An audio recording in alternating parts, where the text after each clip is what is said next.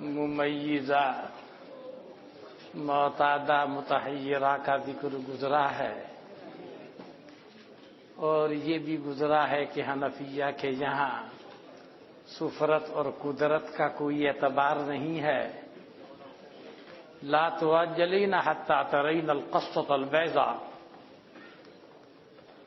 جیسا کہ حضرت عائشہ سے مروی ہے، مختلف کتب میں آپ کے سامنے آ چکا ہوگا۔ وہی روایات یہ پیش کر رہا ہے، پھر آپ وہی اعتراض کریں گے پھر کیوں پیش کر رہا ہے؟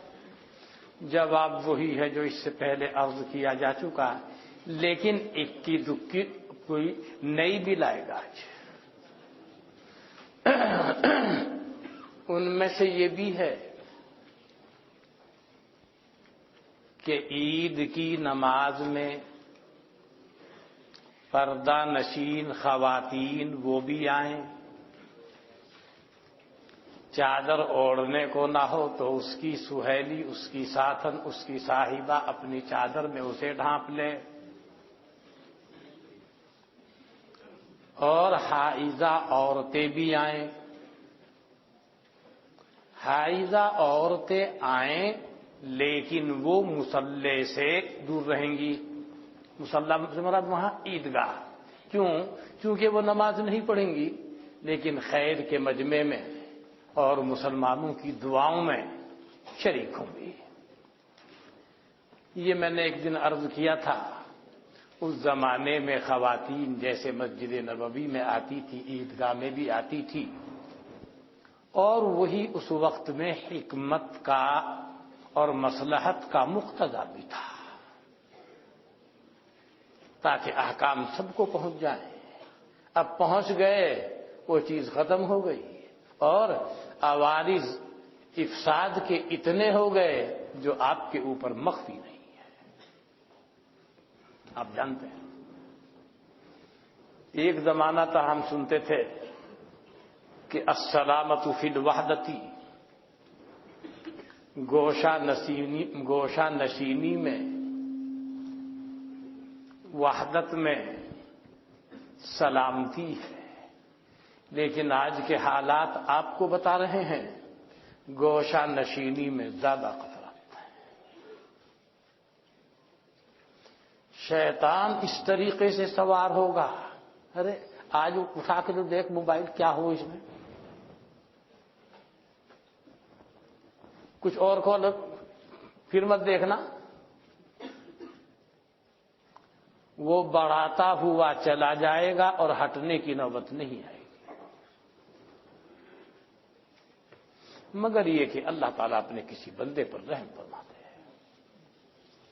میں جو آپ کو بتا رہا ہوں، آپ کی عقل اس کو قبول کر رہی ہوگی۔ یعنی ضرورت کی ایک چیز تھی، اس وقت 99% اللہ کی معصیت کا ذریعہ بنا ہوا ہے۔ 99%، 1% مل جائے کہ جو اللہ کی معصیت کا ذریعہ نہیں ہے، ضرورت پوری کرنے کے لیے ہے، تو اس کو غنیمت جانی ہے، ورنہ تو 99% کوئی کسی چکر میں ہے، کوئی بیوی کے پاس کسی میڈم کی تصویر بھیج رہا ہے، دیکھ یہ تجھ سے خوبصورت ہے، اس نے اٹھا کے ملا جی سے زیادہ بہترین ملا جی کی تصویر بھیجی، دیکھو یہ بھی تجھ سے یہ سب خرافات اس میں چل رہی ہیں۔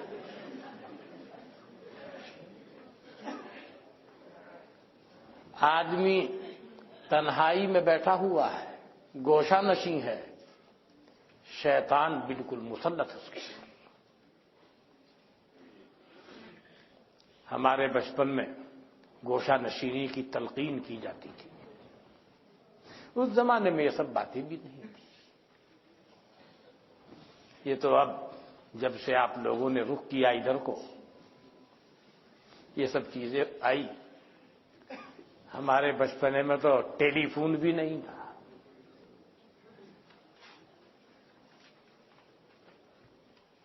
پتہ نہیں کیسے خطوط چلتے تھے، ڈاک چلتی تھی، وہ ڈاک اب بھی چلتی ہے۔ پھر ہوتے ہوتے موبائل وہ ٹیلی فون آ گئے، چلو بھائی نمبر ڈائل کیے، بات کر لی کہیں، مگر اس میں یہ دوسری خرافاتیں نہیں تھی۔ اب یہ جو آئی شیطان کی دم، جس کو آپ موبائل کہتے ہیں، اس کا ترجمہ میں کرتا ہوں شیطان کی دم۔ اللہ تعالیٰ مجھے بھی اور آپ کو بھی اس سے بچنے کی توفیق عطا فرمائے، ورنہ یہ ایسی بری بلا ہے کہ آدمی کو اکیلے بیٹھے ہوئے معصیت کے اندر مبتلا کر رہی ہے۔ لوگ سوچ رہے ہیں حضرت جی تہجد پڑھ رہے ہیں اور حضرت جی معصیت کے اندر مبتلا ہے موبائل کے اوپر۔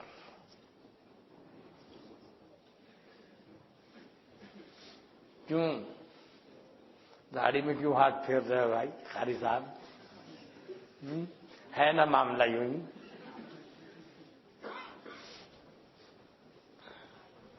اس لیے مولانا مجھے سب شکایت کرتے ہیں مجھ سے کہ ٹیلی فون کیوں استعمال نہیں کرتا۔ واقعی نہیں کرتا میں، 24 گھنٹے میں اگر کر لیا تو کبھی عصر کے بعد، اگر کر لیا تو نہیں، تو پڑھا تو پڑھا۔ جسے فون کرنا ہے وہ دوسروں کو فون کرتے ہیں، یوسف سے بات کر لی ہے۔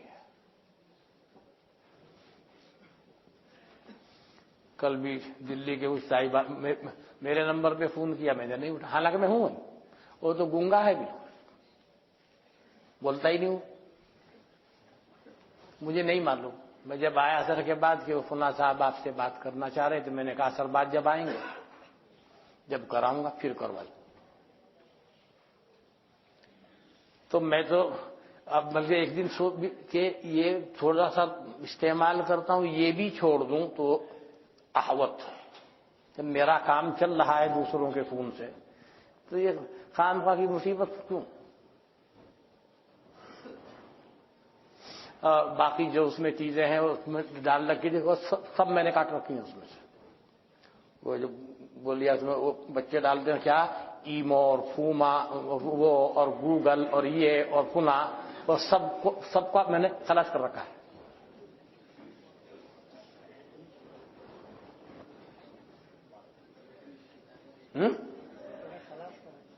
ختم۔ بس اتنا ہے، اگر آپ نے واٹس ایپ پہ کچھ بھیج دیا ایس ایم ایس تو وہ آ جائے گا، بس وہ جب میں اسے اٹھاؤں گا تو کسی نے بھیجا ہے بس۔ اور میرے فون سے بات تو بہت کم شاذ و نادر ہوتی ہے، کسی سے میرے ہاتھ میں موبائل ہو کسی کا فون آ جائے تو میں بات کرتا ہوں اس سے، اور وہ میرے برابر میں رکھا ہے، میں کتاب دے رہا ہوں، مجھے کیا معلوم؟ کیوں گونگا ہے، بولتا ہی نہیں۔ ہاں کبھی ایسا ہوتا میں وہاں سے چلتا ہوں تو میری نگاہ پڑی اس میں روشنی ہو رہی ہے، میں الٹا ہوا کہ کیا بات ہے بھائی، ایک خواب کی تعبیر پوچھنی ہے، میں ایک سبق پڑھانے جا رہا ہوں، کل عصر کے بعد پوچھنا۔ لیکن اگر کسی سے وعدہ کر لیا کل عصر کے بعد پوچھنا، تو عصر کے بعد اسے لے کے رکھوں گا اور گھنٹی کھول کے رکھوں گا۔ میں نے اس سے کسی صاحب سے وعدہ کر رکھا ہے، اگر وعدہ کر لیا تو۔ بہرحال آج کل ہمارے مسلمان بھائیوں کا ایک طبقہ ہے، ان کی نمازی نہیں ہوتی جب تک کہ ان کے برابر میں خواتین اور میڈمات کھڑی نہ ہو جائیں۔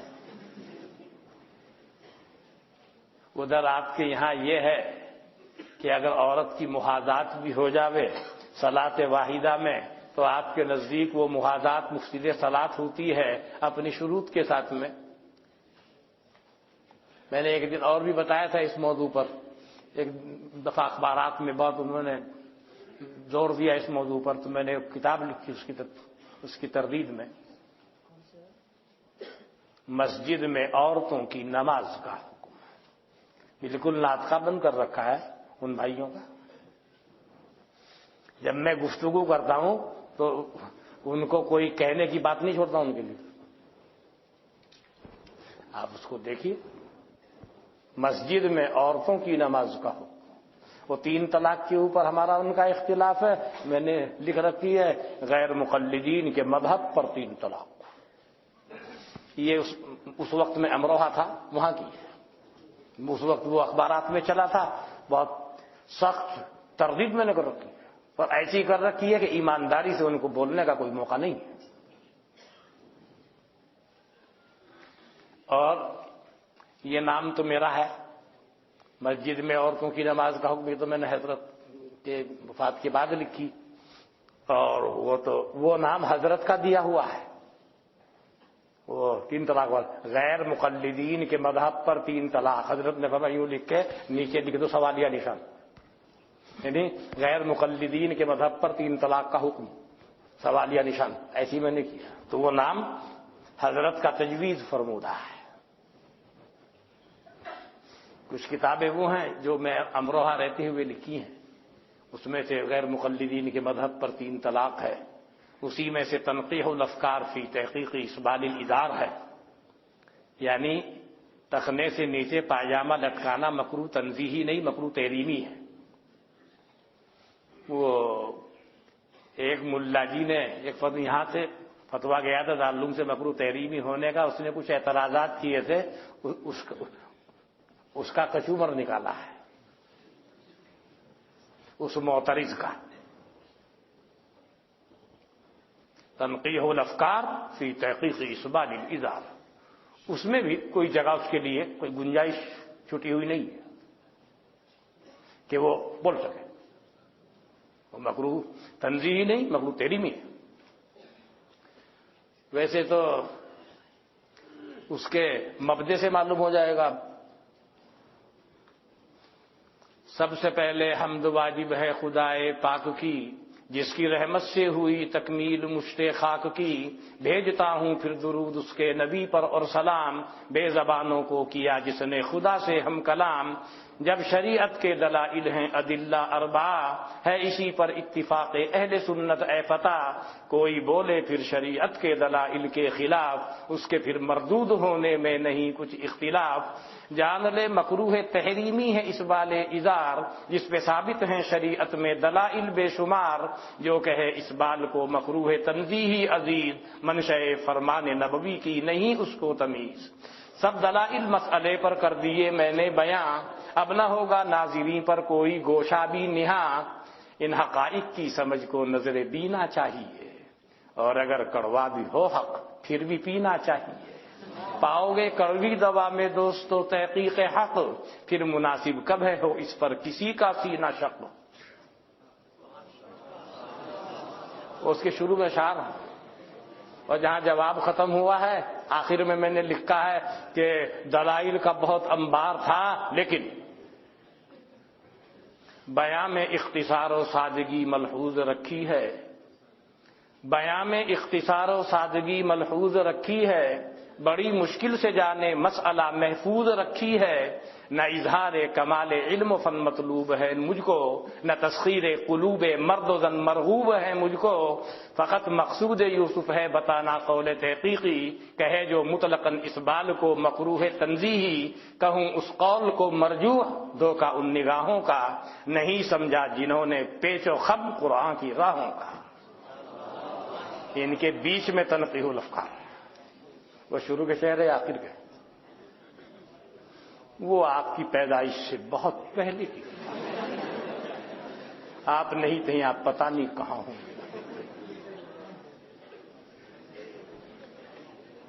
اس وقت کے اشعار کا انداز بیان دیکھا آپ نے، معلوم ہو رہا ہوگا کوئی بڈھا آدمی بول رہا ہے. نہیں اشعار کو دیکھ کر نہیں.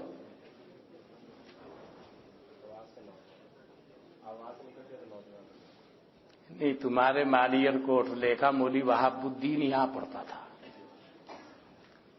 میرے یہاں آنے سے پہلے کسی کے توسط سے اس کے ہاتھ میں تنقیح الافکار آئی، اس نے تنقیح الافکار پڑھی، تو مجھے پھر میں آیا یہاں. ان کی میرے سامنے جس سال میں آیا تو ہدایہ اول تھی، پنجم اولا میں. وہ میرے پاس آیا ایک دن کہ جی حضرت میں نے پچھلے سال آپ کی کتاب دیکھی تھی، میں بہت خوش ہوا تھا اسے دیکھ کے، میں تو آپ کے لیے استغفار بھی کر دیا تھا، میں تو یہ سوچا کہ یہ حضرت رحمت اللہ علیہ ہیں۔ میں کہا بھائی رحمت اللہ علیہ تو ہونا ہی ہے، اب نکلو کہ جی میں تو آپ کے لیے استغفار کر دیا تھا کہ بھائی یہ انداز گفتگو دیکھ کر کہ بھائی یہ تو پہلا کوئی آدمی ہے، وہ انتقال ہو گیا اس کا، تو میں آپ کے لیے استغفار کی دعا کروں۔ پوچھئے وہاب الدین سے، اس نے کہا کہ انہی کے یہاں کے ہیں۔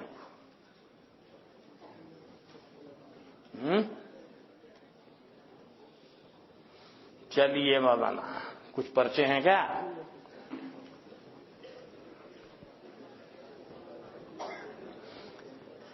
میرے ایک دوست کے والد صاحب کا آپ پر دعا کی درخواست ہے۔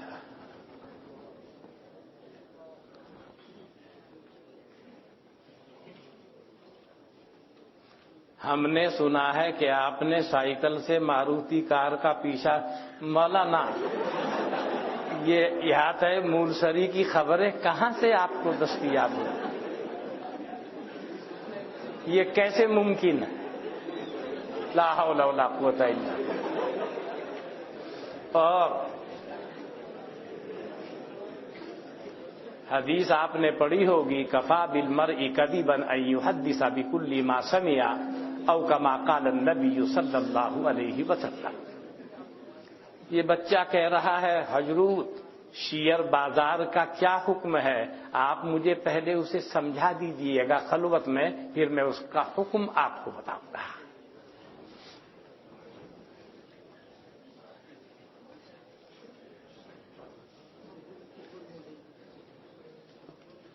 کیا یہ حدیث ہے کہ جنت کے اکثر لوگ عورتیں ہوں گی؟ کیا سوال کر رہے ہیں؟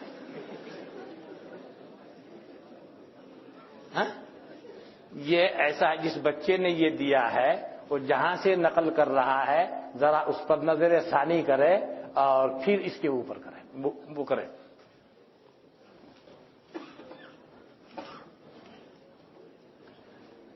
حضرت الاستاذ دارالفتہ نے بینکوں میں نوکری کے حرام ہونے کا فتویٰ دیا۔ کچھ لوگ اعتراض کرتے ہیں آج بینک زندگی کی ایک ضرورت بن چکی ہے جس کے بغیر چارہ بھی نہیں، جیسے ملازمین کی تنخواہیں بینک ہی سے جاری ہوتی ہیں۔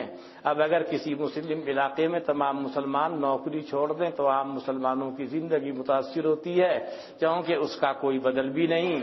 اسلامی بینکاری تو RBI کے مطابق ہندوستان میں نافذ نہیں ہو سکتی۔ اس صورت میں مسلمان کیا کرے؟ سوال کا دوسرا رخ یہ ہے کہ موجودہ دور میں علماء بینک کی اہمیت کے قائل ہیں یا نہیں؟ اگر تو پھر اس کا کوئی بدل ہونا چاہیے۔ اگر اس کو مطلقاً حرام قرار دیا جائے تو بدل نہیں تو مسلم علاقے صورتحال۔ مولانا اس کو آپ دارالفتہ سے رابطہ قائم کریں۔ یہ مسئلہ دارالفتہ کا ہے۔ ایسے دوسرا کرتا ہے جس کو صبح کو پہن کے آتا ہوں۔ ایک سوال بمبئی کے مفتی اعظم کا آیا ہوا ہے، تو وہ یقیناً اور کے پاس بھی آیا ہوگا، دارالفتہ میں بھی آیا ہوگا، وہ میرے پاس بھی ہے۔ اب میں بھی اس پر کچھ لکھنے کے بجائے یہ سوچ رہا تھا کہ اس کو اہتمام میں بھیجوں گا کہ اس کے اوپر جو فقہی بصیرت رکھتے ہیں سب کو بلا کر اس کے اوپر گفتگو کی جائے۔ ایک چھوٹا سا بچہ سخت بیمار ہے، اللہ شفا عطا فرمائے۔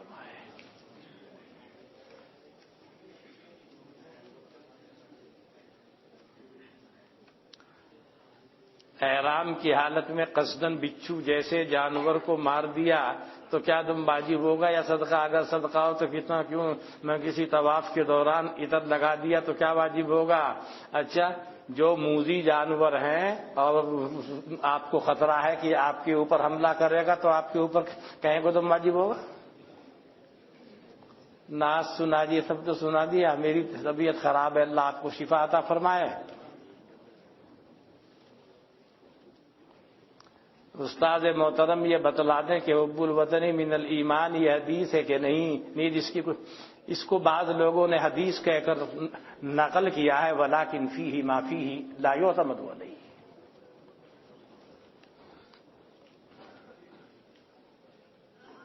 ایک شخص مکے میں رہتا ہے، اس کے کسی دوست نے کہا کہ میری طرف سے عمرہ کر لیجئے، تو کیا اس طرح عمرہ کرنے والے اس شخص کی طرف سے عمرہ ادا ہو جائے گا؟ ایک تو ہے وہ اپنے عمرے کا ثواب اس کو پہنچا دے، وہ تو مسئلہ یہ ہے، لیکن وہ جو عمرے کی اصل سنت ہے وہ تو وہاں سے ادا ہوگی، وہ عامر جہاں سے ہے وہ وہاں سے جاتا ہے۔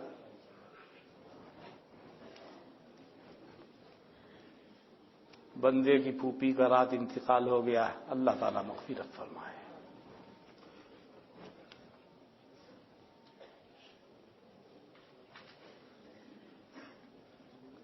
آپ کی حیات بابرکات مختلف جہات و سمات پر مشتمل ہے، آپ کی خدمت میں یہ عرض ہے کہ آپ ہمارے لیے آپ بیٹی تصنیف کر دیں۔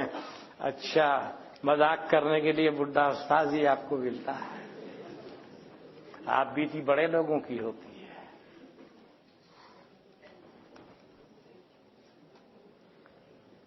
بیمہ کروانا جائز ہے یا نہیں؟ کوئی بیمے سے کیا مراد ہے؟ جیون بیمہ وہی مراد ہے نا مولانا۔ ایک زمانے میں وہ جس وقت میں بابری مسجد کی شہادت کا واقعہ پیش آیا تھا، یہاں سے شرطیں لگا کر کے جواز کا فتویٰ جاری ہو گیا تھا۔ مولانا عاشق الہی صاحب بدنشیری رحمۃ اللہ علیہ اس وقت مدد ذلہ العالی تھے، انہوں نے حضرت محترم صاحب مولانا مرغوب الرحمان صاحب کی خدمت میں بہت تفصیلی مفصل کہا کہ یہ سب کیا ہے یہ؟ پھر حضرت محترم صاحب نے تمام اساتذہ کو بلا کر پھر اس سے رجوع نامہ شائع ہوا۔ لہذا وہ پہلا واقعہ یاد دلا رہا ہوں آپ کو، سن 1992 کا۔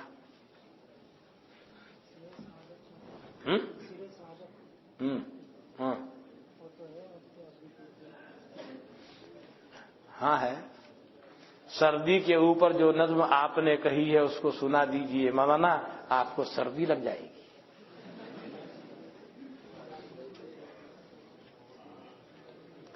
داڑھی کے بال جو ٹوٹ کر گر جائیں اسے توڑنے کا کیا حکم ہے؟ لوگوں میں مشہور یہ ہے کہ اسے توڑ دے، ورنہ تو جنات یا ساحرین جو ہیں جادو کر دیتے ہیں، لیکن کئی حدیث میں فقہ کی کتابوں میں ایسا نہیں ہے۔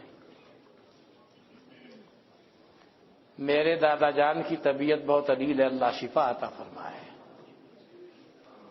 میری بہنوں کے رشتے نہ ہونے کی سخت کوفت ہے، اللہ تعالیٰ اچھے رشتے عطا فرمائے۔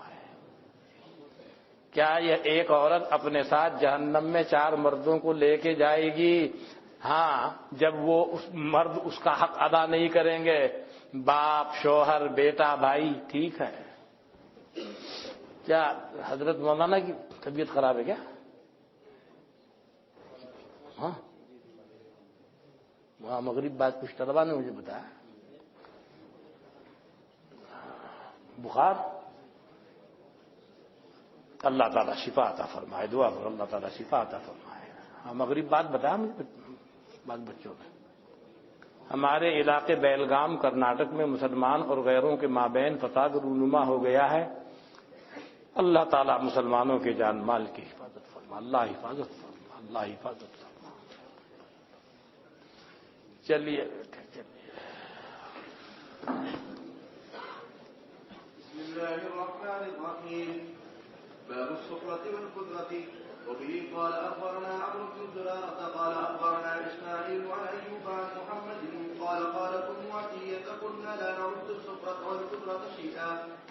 حضرت ام عطیہ کہتی ہیں کہ ہم پیلے پن اور مٹیالے پن کو کچھ شمار نہیں کرتے تھے، بلکہ ہم تو یہ دیکھتے تھے سب کیا ہے، سب ایسے۔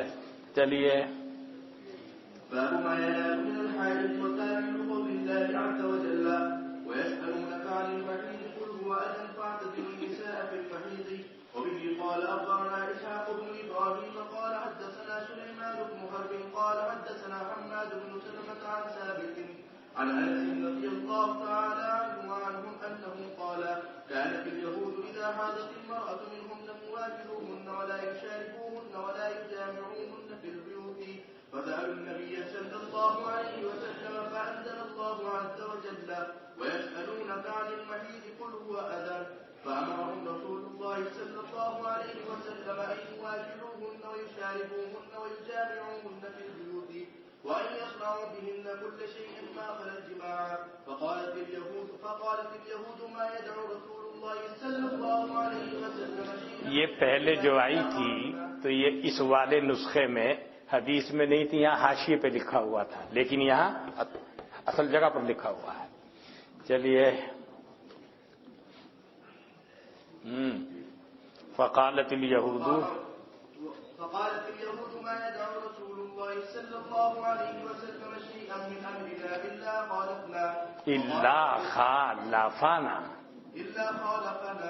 فقام أسيد بن حضير وعباد بن بشر فأقبل رسول الله صلى الله عليه وسلم قال أتجامعهن في المحيض فتمحر رسول الله صلى الله عليه وسلم تمحرا شديدا حتى ظننا أنه قد غضب فقام فاستقبل رسول الله صلى الله عليه وسلم هدية لبن فبعث في آثارهما فردهما فسقاهما فعرف أنه لم يغضب عليهما. ترجمہ کرنے کی ضرورت نہیں ہے نا، وہی ہے نجوم کی تم. چلیے. ذكر ما يجب على من أتى حليلته في حال الحيض إلى معلمه بنهي الله تعالى. وبه قال أخبرنا عمرو بن علي قال حدثنا يحيى عن شعبة قال حدثني هشام عن عبد الحميد عن مكسب عن ابن عباس رضي الله تعالى عنه وعنهم عن النبي صلى الله عليه وسلم في الرجل يأتيه امرأته وهي حاجر يتصدق بدينار أو بنصف دينار. اس کے متعلق میں نے عرض کر دیا تھا، آپ کی فقہ کی کتابوں میں کوئی اس سلسلے میں کوئی حکم وجوب و استحباب کا آپ کے سامنے نہیں آیا ہے. چلیے. وبه قال أخبرنا عبيد الله بن سعيد قال أخبرنا معاذ بن هشام وأخبرنا إسحاق بن إبراهيم قال أخبرنا معاذ بن هشام قال حدثني أبي وأخبرنا إسماعيل بن مسعود قال حدثنا خالد وهو ابن الحارث وحدثنا هشام عن يحيى بن أبي كثير قال حدثني أبو سلمة إن زينب بنت أبي سلمة حدثته أن أم سلمة رضي الله تعالى عنها وعنهم حدثتها قالت بينما أنا مضطجعة مع رسول الله صلى الله عليه وسلم إذ زلت فانسللت فأخذت ثياب حيضتي فقال رسول الله صلى الله عليه وسلم أنا كنت قلت نعم فدعاني فاستجعت معه بالخميلة والأسر. یہ ان کے استاذ دو تھے نا، اسحاق ابن ابراہیم اور عبید اللہ ابن سعید، بیچ میں ہا ہے تحویل کی. اس کو بتا رہا ہے آخر میں لفظ عبید اللہ ابن سعید کے ہیں. چلیے. باب نوم الرجل مع حليلته في الشعر الواحد وهي حائض. وبه قال أخبرنا محمد بن المثنى قال أخبرنا يحيى عن جابر بن سرح قال سمعت خلافا يحدث عن عائشة رضي الله تعالى عنها وعنهم أنها قالت كنت أنا ورسول الله صلى الله عليه وسلم نبيت في الشعر الواحد نبيت في الشعر الواحد وأنا صامت حائض فإن أصابه مني شيء غسل مکانہ لم یعدہ، جس جگہ کو وہ خون لگا اس کو دھویا، اس سے آگے آپ متجاوز نہیں ہوئے. وصلی فیہ، اور پھر اسی کپڑے میں نماز پڑھی. پہلے بھی گزری ہے حدیث. کہاں کے ہیں؟ امروہا. وبه قال أخبرنا قتيبة قال حدثنا أبو الأحمد عن أبي إسحاق عن عمرو بن شعيب عن عائشة رضي الله تعالى عنها وعنهم أنها قالت كان رسول الله صلى الله عليه وسلم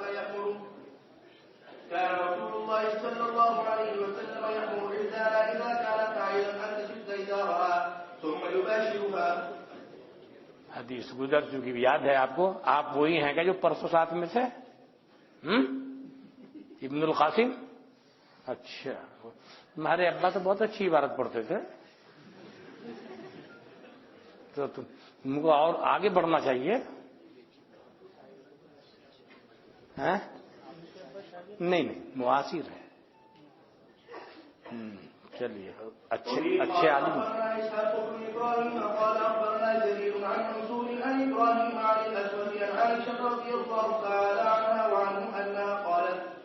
كانت إحدانا إذا حاضت أمرها رسول الله صلى الله عليه وسلم أن تستتر ثم يباشرها. أن تشد إزارها ثم يباشرها، یعنی حکم کرتے تھے کہ اپنے ازار کو سختی سے باندھ لے، پھر حضرت مباشرت فرماتے تھے۔ مباشرت کا مطلب یہاں پر یہ ہے ان کے ساتھ میں لیٹ گئے وغیرہ، یہ ہے۔ کبھی آپ مباشرت کا مطلب کسی دوسرے معنی کی جانب لے جائیں۔ چلیے، ذكر ما كان رسول الله صلى الله عليه وسلم يصنعه إذا حاضت إحدى نسائه. وبه قال أخبرنا هناد بن سري عن ابن نجاش وهو أبو بكر عن صدقة بن سعيد ثم ذكر كلمة معناها. وبه قال حدثنا جميل بن عمير قال دخلت على عائشة رضي الله تعالى عنها وعنهم مع أمي قال وخالتي دخلت على عائشة رضي الله تعالى عنها مع أمي وخالتي فسألتها كيف كان كيف كان النبي صلى الله عليه وسلم يصنع إذا حاضت إحداكن. قالت كان يأمرنا إذا حاضت إحدانا أن تستتر بإزار واسع ثم يلتزم صدرها وثديها. ہاں، مطلب یہ ہے حضرت پوچھا، میری خالہ بھی ہیں، میری ماں بھی ہیں، ام المومنین سے پوچھا حضرت کا رویہ کیا تھا۔ ازار آپ نے بنوا لیا، ازار واسع، پھر آپ اس کے ساتھ مباشرت کرتے تھے۔ مباشرت کے انت میں سے یہ بھی ہے التزام مع الصدر والصدر۔ چلیے، وبه قال أخبرنا حارث بن مسكين عن طلحة عليه وأنا أسمع عن ابن وهب عن يونس والليث عن ابن شهاب عن حبيب مولى عروة عن هدية وكان الليث يقول هدية بدیہ بھی ہے، لیس کہتے تھے نذوبہ۔ یہ کون ہے؟ یہ میمونہ کی آزاد کردہ باندی ہیں، ان میمونہ۔ قالت كان رسول الله صلى الله عليه وسلم يباشر المرأة من نسائه وهي حائض إذا كان عليها إزار يبلغ أنصاف الفخذين والركبتين في هذا الحديث۔ لیش کی حدیث میں ہے تحتجد به، یعنی اس کے ذریعے سے، ازار کے ذریعے سے وہ پردہ کر لیتی تھی، یعنی وہ فخذین کو، اندر کے حصے کو چھپا کر رکھتی تھی۔ پہلے جو حدیث آئی تھی اس میں تھا محتجبۃ به، یہ الفاظ، اب کہ یہ الفاظ۔ چلیے، باب مواكبة الحائض والشرب من سورها. وبه قال أخبرنا قتيبة بن سعيد بن جميل بن طريف قال أخبرنا يزيد بن المردان بن شريح بن هاني عن أبيه عن شريح أنه سأل عائشة رضي الله تعالى عنها وعنهم هل تأكل المرأة مع زوجها وهي قامت؟ قالت نعم، كان رسول الله صلى الله عليه وسلم يدعوني فآكل معه وأنا عليكم. كان يأخذ العرق فيقسم علي فيه فأعترق منه ثم أضعه فيأخذه فيعترق منه ويدع فمه حيث وضعت فمن من العرق ويدع بالشراب فيقسم علي فيه من قبل أن يشرب منه فأخذه فأشرب منه ثم أضعه فيأخذه فيشرب منه ويدع فمه حيث وضعت فمن من القدح. چلیے، گزر چکی پہلے۔ وبه قال أخبرنا أيوب بن محمد بن غسان قال حدثنا عبد الله بن جعفر قال حدثنا عبيد الله بن عمرو عن الأعمش عن المقدام بن شريح عن أبيه عن عائشة رضي الله تعالى عنها وعنهم أنها قالت كان رسول الله صلى الله عليه وسلم يضع فاه على الموضع التي يشرب منه ويشرب من فضل شرابي وأنا حائض. چلیے، الانتفاع بفضل الحائض. وبه قال أخبرنا محمد بن منصور قال حدثنا سفيان عن مسعر عن المقدام بن شريح عن أبيه قال سمعت عائشة رضي الله تعالى عنها عنهم تقول كان رسول الله صلى الله عليه وسلم ينابذ الإناء فأشرب منه وأنا حائض ثم أعطيه فيتهطر مواضع فمي فيضعه على فيه. چلیے، وبه قال أخبرنا محمود بن غيلان قال حدثنا وكيع قال حدثنا مسعر وسفيان عن المقدام بن شريح عن أبيه عن عائشة رضي الله تعالى عنها وعنهم أنها قالت كنت أشرب من القدح وأنا حائض فأنابه النبي صلى الله عليه وسلم فيدعو فاه على موضع فيه فيشرب منه وأتعرق من الأرض وأنا حائض وأنابه النبي صلى الله عليه وسلم فيدعو فاه على موضع فيه. باب الرجل يقرأ القرآن ويقرأ في حجر امرأته وهي حائض. حجر بھی آتا ہے، حجر بھی آتا ہے، دونوں طریقے سے استعمال ہے۔ چلیے، وبه قال أخبرنا إسحاق بن إبراهيم وعلي بن مسلم واللفظ له قال حدثنا سفيان عن منصور عن أم الله تعالى عنها وعنهم قالت كان رسول الله صلى الله عليه وسلم في هجر الهدانا وهي عائد وهو يقرأ القرآن. گزر چکی ہے روایت. باب سقوط الصلاة عن الحاجب. وبه قال أخبرنا عمرو بن زرارة قال أخبرنا إسماعيل عن أيوب عن أبي قلابة عن معاذة الحنفية قالت سألت امرأة عائشة تقضي الحائض الصلاة فقالت أهرولية أنت قد كنا نحيد عند رسول الله صلى الله عليه وسلم ولا نقضي ولا نؤمن بقضائه. یہ حدیث آپ کے سامنے نہیں گزری ہے. معاذہ ادویہ کہتی ہیں کہ ایک عورت نے سوال کیا حضرت عائشہ رضی اللہ عنہا سے کیا حائضہ عورت نماز کو قضا کرے گی؟ حضرت عائشہ نے فرمایا حروریت انتی. حروری اس زمانے میں خارجی فرقے کو کہا جاتا تھا. حروریت یعنی خارجی فرقے کی عورت. وہ ایسی باتیں کرتے تھے. کیا تو خارجی ہے کیا؟ قد كنا نحيض عند رسول اللہ صلی اللہ علیہ وسلم. ہم کو حیض کی حالت ہوتی تھی جناب نبی اکرم صلی اللہ علیہ وسلم کے سامنے. فلا نقضی, نہ ہم نماز کی قضا کرتے تھے. ولا نؤمر بقضاء, اور نہ ہم کو نماز کی قضا کا حکم دیا جاتا تھا. چلیے. باب الاستفتاء بالحائض. وبه قال أخبرنا محمد بن المثنى قال حدثنا يحيى بن سعيد عن يزيد بن كيسان قال حدثني أبو حاتم قال قال أبو هريرة رضي الله تعالى عنه وعنهم بين رسول الله صلى الله عليه وسلم في المسجد إذ قال يا عائشة آتني الثوب فقالت إني لا أصلي فقال إنه ليس في يدك فناولته. حدیث گزر چکی ہے نا چونکہ تو انہی الفاظ کے ساتھ.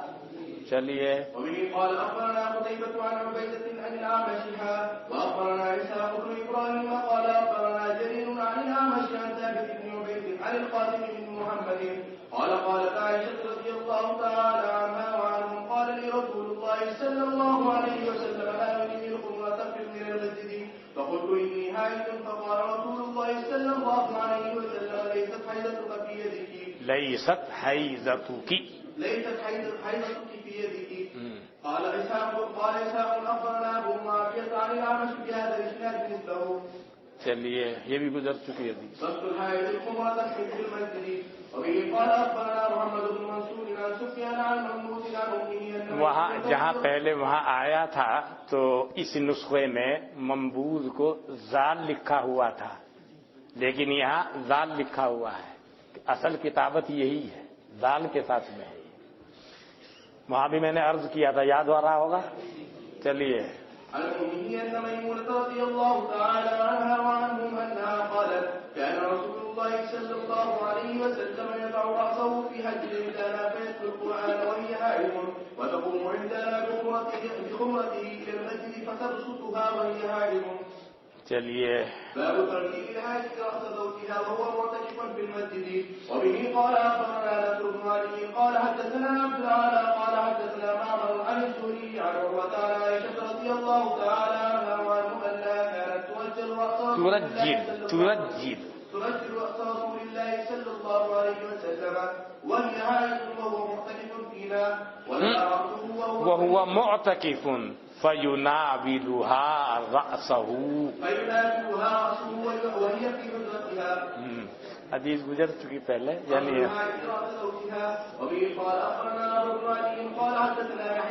اگر مولانا ایسے کر بھی مغالطہ ہو جائے فینا ولہا راسو, اب کیا مطلب ہوگا اس کا؟ یہ تو ویسے ہی ہو جائے گا جیسے گتربود. سنا ہے نا گتربود کا واقعہ؟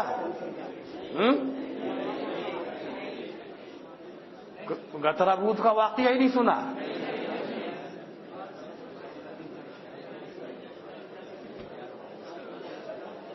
ایک ایسا تھا جیسے امام راغب اصفہانی, اس نے سوچا سب کتابیں موجود ہیں, لغت کی کتابیں موجود ہیں, استاذ کے نخرے برداشت کرنے کی کیا ضرورت, خود ہی مطالعہ کریں گے اور خود ہی پڑھیں گے. لہذا خود سے مطالعہ کرنا شروع کر دیا. سب تو کتابیں موجود ہیں, لغت کی کتابیں موجود ہیں. تو شیخ سعدی کا نام سنا ہے, ان کی گلستہ بوستہ کا نام سنا ہے. تو وہ بوستہ دیکھ رہا تھا تو ان کی بوستہ میں ایک شعر ہے, سعدی کے گو اے بلاغت ربود دریا میں بو بکر ابن سعد بود. یہ شعر ہے اس میں شیخ سعدی کا. اب اس میں وہ دیکھ رہا سعدی کے معنی سعدی گوئے بلا مصیبت کی گیند. دیکھا گو کہ میں نے گیند بلا کے معنی مصیبت مصیبت کی گیند. اب لیکن مصیبت کی گیند کا مقصد کیا ہوگا وہ اس میں پریشان. آگے چلا غطربود اس کے معنی لفظ ہی نہیں مل رہا. لفظ ہو کہیں تو ملا اس لیے کہ وہ بلا کا جو غط تھا وہ ادھر کر دیا اور بلا کو ادھر کر دیا اور غط کو اٹھا کر ربود میں جوڑ دیا. اگر وہ ایسا نہ کرتا تو ربودن ملتا اس کو لے جانا. تو اسی میں پریشان اسے غط ربود نہیں ملا کہیں. یہاں سے غط ربود کا سلسلہ شروع ہوا. اس لیے بھائی اگر ایسے ہوا کرتا بغیر استاذ کے مسائل حل ہو جایا کرتے. آپ اتنے حضرات یہاں بیٹھے ہوئے ہیں اپنے گھر کے آراموں کو چھوڑ کر اپنے اپنے رشتہ داروں کو اور کس کس کو چھوڑ کر یہاں آ رہے ہیں. کیوں؟ بہت سی چیزیں ایسی ہیں وہ استاذ ہی حل کرے گا. مولانا حضرت شیخ الہند رحمت اللہ علیہ بہت بڑے عالم ہیں. کسی بھی اعتبار سے دیکھو بے مثال انسان ہے. یعنی مولانا محمود حسن صاحب دیوبندی یہ سب انہی کے یعنی علامہ شبیر احمد عثمانی حضرت تھانوی حضرت شیخ الاسلام مدنی وغیرہ وغیرہ یہ سب انہی کے شاگرد تھے. وہ ایک دن ان کو اشکال ہوا وَلَيْسَ لِلْإِنسَانِ إِلَّا مَا سَعَىٰ. انسان کو وہی ملے گا جو وہ کرے گا. اب جو یہ ایصال ثواب ہوتا ہے اس سے کیا فائدہ ہے؟ اس زمانے میں ہمارے علماء کی مشکلات کا حل سب کا مرجع سید الطائفہ حضرت مولانا رشید احمد صاحب گنگوہی رحمۃ اللہ علیہ ہے. لہذا پیدل دیوبند سے چلے رات کو گنگو کے لیے. کون؟ حضرت شیخ الہند.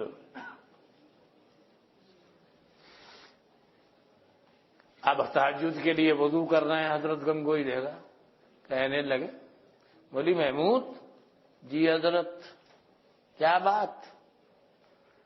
حضرت دیوبند سے آیا. کب؟ ابھی آیا پیدل. کیوں؟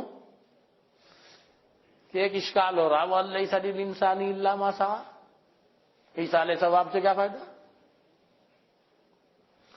حضرت نے فرمایا سنو اس آیت کا تعلق کلیات سے ہے جزئیات سے نہیں ہے.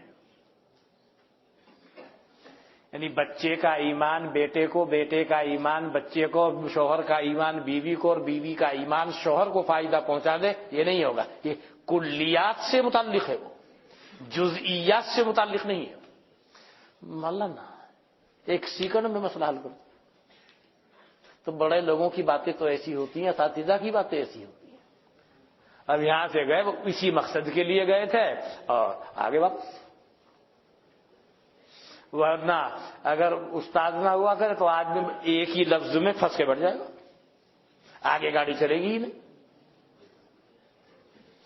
سمجھ میں آئی بات؟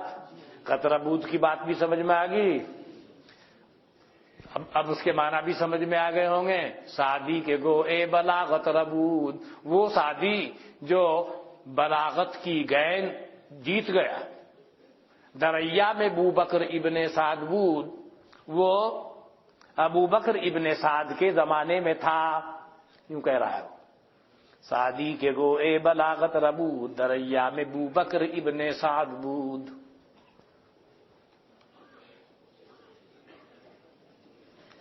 امام راغب اصفہانی سمجھ میں آ گیا نہیں؟ ہاں فیہ ما فیہ فتفکر. چل الحارث رأس ذوقها وبه قال أخبرنا عمرو بن علي قال حدثنا يحيى حدثني سفيان قال حدثني منصور عن إبراهيم عن الأسود عن عائشة رضي الله تعالى عنها وعنه أنها قالت كان رسول الله صلى الله عليه وسلم يثني إلي رأسه وهو معتكف فأغسله وأنا عاجز وبه قال أخبرنا حذيفة قال حدثنا الفضيل وهو ابن عياض عن الأعمش عن تميم بن سلمة عن عروة عن عائشة رضي الله تعالى عنها وعنهم أن رسول الله صلى الله عليه وسلم كان يخرج رأسه من المسجد وهو معتكف فأغسله وأنا عاجز. وبه قال أخبرنا قتيبة عن مالك عن هشام بن عروة عن أبيه عن عائشة رضي الله تعالى عنها وعنهم أنها قالت كنت أرجل رأس رسول الله صلى الله عليه وسلم وأنا عاجز.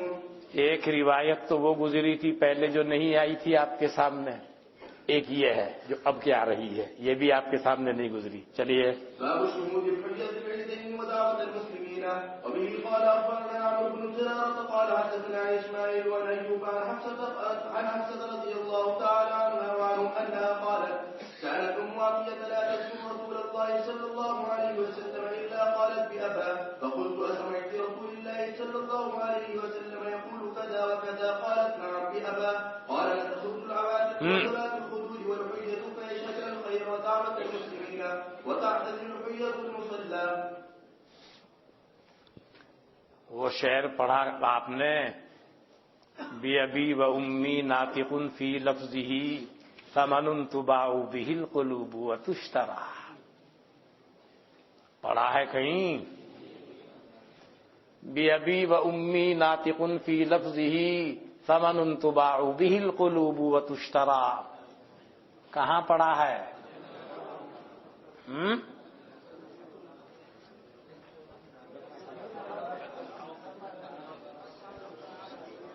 اچھا، نفحۃ العرب میں پڑھا ہے. بی ابی و امی کے معنی بھی جانتے ہیں. بس یہاں یہ فرمانا چاہتی ہیں ام عطیہ جو ہیں، بی ابی کی یا کو الف سے بدل کر اس کو بی ابا بولا کرتی تھی. یہ ان کی عادت تھی. جہاں بھی انہیں یہ کہنا ہوتا میرے ماں باپ حضور کے اوپر قربان، تو بجائے بی ابی کے کیا بولتی تھی؟ بی ابا. یہ ان کی عادت تھی. وہ تو ہوا کرتی ہے لوگوں کے بولنے کی عادت، کسی لغت میں کچھ ہے، کسی لغت میں کچھ ہے، کسی لغت میں کچھ ہے. حفصہ کہتی ہیں کہ ام عطیہ ذکر نہیں کرتی تھی جناب نبی اکرم صلی اللہ علیہ وسلم کا، مگر بولتی تھی بی ابا. کیا مطلب؟ جہاں اور بولتے تھے بی ابی، وہاں وہ کیا بولتی تھی؟ بی ابا، یعنی میرے ماں باپ آپ پر قربان. تو حفصہ کہتی ہیں کہ میں نے کہا اسمعت رسول اللہ صلی اللہ علیہ وسلم یقول کذا وکذا، کیا تو نے سنا ہے جناب نبی اکرم صلی اللہ علیہ وسلم سے فرماتے ہیں ایسے ایسے؟ قالت نعم بی ابا. ام عطیہ نے کہا ہاں میں نے سنا ہے، میرے ماں باپ آپ پر قربان، بی ابا. کیا ہے وہ الفاظ نقل کر رہے ہیں ایوب؟ کیا کہ حضرت نے یوں فرمایا، ہاں کیا الفاظ ہیں حضرت کے؟ فرمایا حضرت نے لِتَخْرُجَ الْعَوَاتِقُ، عواتق یعنی بالغ عورتیں، عاتقہ یعنی اس کے معنی آزاد کے نہیں ہیں، بالغ. وَذَوَاتُ الْخُدُورِ، خدر والی یعنی پردہ نشین. وَالْحُيَّضِ، حائض کی جمع ہے، اور حائضہ عورتیں.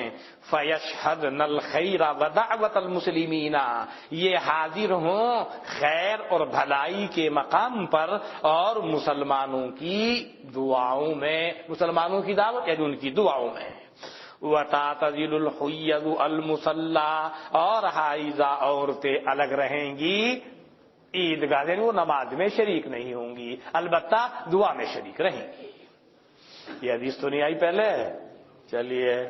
المرأة تحيض بعد الإفاضة. وبه قال أخبرنا محمد بن سلمة قال حدثنا عبد الرحمن بن القاسم قال أخبرنا مالك عن عبد الله. یہ بھی نہیں آئی پہلے، یہ بھی نہیں آئی پہلے. اس کا خلاصہ یہ ہے طواف الافاضہ ہو گیا. اب عورت کو حیض آیا, اب تو کوئی چیز باقی نہیں رہی. کیا اس کی وجہ سے قافلے والے کو رکنا پڑے گا کیا؟ نہ, وہی ہے. چلیے. عن عائشة رضي الله تعالى عنها وعنه أنها قالت لرسول الله صلى الله عليه وسلم أن صفية بنت حيي قد حاضت فقال رسول الله صلى الله عليه وسلم لعلها تحدثنا ألم تكن طافت معكن بالبيت قالت بلى قال فخرجن ما تفعل. حضرت عائشہ فرماتی ہیں کہ انہوں نے حضور سے فرمایا, حضرت عائشہ نے, کہ صفیہ ام المؤمنین میں سے ہیں, صفیہ بنت حی, اس کو حیض آ گیا تو حضور نے فرمایا شاید وہ تو ہم کو روک دے گی, کیا اس نے تمہارے ساتھ بیت اللہ کا طواف نہیں کیا تھا؟ حضرت عائشہ نے فرمایا طواف تو کیا تھا. قالا, پھر حضرت نے فرمایا فاخرجنا, پھر نکل پڑی ہے. چلیے. ما تفعل النفساء عند الأحرام وبه قال أخبرنا محمد بن قدامة قال حدثنا جرير عن يحيى بن سعيد عن جعفر بن محمد عن أبيه عن جابر بن عبد الله في حديث يسمع بنت عميس حين لبست بذي الحليفة أن رسول الله صلى الله عليه وسلم قال لأبي بكر مرها أن تغتسل وتهل. حدیث گزری ہے نا, یاد ہے؟ کون پیدا ہوئے تھے یہاں؟ چلیے. باب الصلاة على النفساء وبه قال أخبرنا حميد بن مسعدة عن عبد الوارث قال یہ حدیث بھی نہیں گزری پہلے. چلیے. قال حدثنا حسين بن علي المعلم عن ابي بريدة عن سمرة رضي الله تعالى عنه انه قال صليت مع رسول الله صلى الله عليه وسلم على ام كعب ماتت في نفاسها فقام رسول الله صلى الله عليه وسلم في الصلاة في وقتها. حضرت سمرہ ابن جندب کہتے ہیں کہ میں نے نماز پڑھی جناب نبی اکرم صلی اللہ علیہ وسلم کے ساتھ ام کعب پر, جن کا انتقال حالت نفاس میں زچگی میں ہو گیا تھا. حضرت نے جب نماز پڑھائی تو حضرت کھڑے ہوئے نماز میں, فی وسطیہا, اس کے وسط میں. یہی آپ کے یہاں کا قاعدہ ہے کہ اگر مرد ہے تو کہاں کھڑا ہوگا؟ سینے کے قریب. کیوں؟ ایمان کی وجہ سے نماز پڑھائی جا رہی ہے.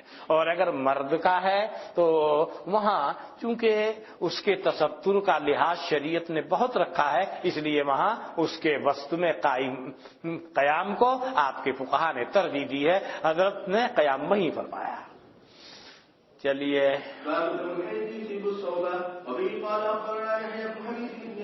قال حدثنا حماد عن هشام بن عروة عن فاطمة بنت المنذر عن أسماء بنت أبي بكر وكانت تكون في هديها إن امرأة استفتت النبي صلى الله عليه وسلم عن دم حيث يصيب الثوب فقال متيه واطرقيه وامسحيه وصلي فيه. حدیث گزر چکی ہے مستحضر.